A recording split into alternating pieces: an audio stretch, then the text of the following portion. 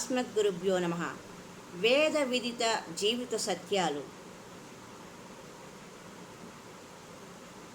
అసంకల్పాత్ జయేత్ కామం, క్రోధం కామ వివర్జనాత్, అర్థాన్ అర్థేక్షయా లోభం, భయం తత్వ విమర్శనాత్.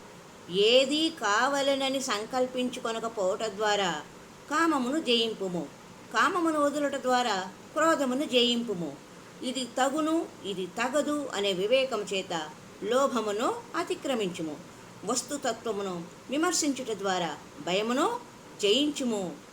దేహావసాన సమయే చిత్తే యద్యద్విభావయేత్ తత్తదేవ భవేజ్జీవ ఇత్యేవం జన్మ కారణం. మరణ సమయమున చిత్తమున వేనిని భావించుచున్నదో అట్టి జన్మనే జీవి పొందుతున్నాడు. జన్మ కారణమైన రహస్యము ఇదియేనని శృతి చెబుతున్నది.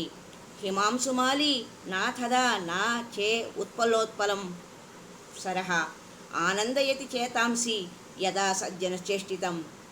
సజ్జనులు చేష్టలు లోకమున అత్యంత అనుసంధాయకములు కదా. చంద్రుని చల్లని వెన్నెలలు కాని, వికసించి కలువలతో కూడిన సరోవరం నుంచి వీచు చల్లని సురభిళ పవనములు గాని సజ్జన చేష్టితముల వలె అంత ఆహ్లాదకరములుగా ఉండజాలవు. భోగేచ్ఛా నోపభోగేన భోగినాం జాతు సామ్యతి, లవణేనాంతరాళేన తృష్ణ ప్రత్యుపజాయతే.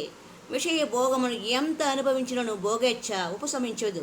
ఉప్పు నీరు త్రాగినచో దాహము ఎంతకు తీరకపోగా అంతకంతకు అధికమగుచ్చునే ఉండుట లోక ప్రసిద్ధమే కదా. అలాగే భోగ ఇచ్ఛ అనేది కూడా తాగుచున్న కొద్దీ ఇంకా ఇంకా ఇంకా అనుభవించాలనే కోరిక మానవులకు లభిస్తుంది అని సందేశం. హరి ఓం తత్సత్.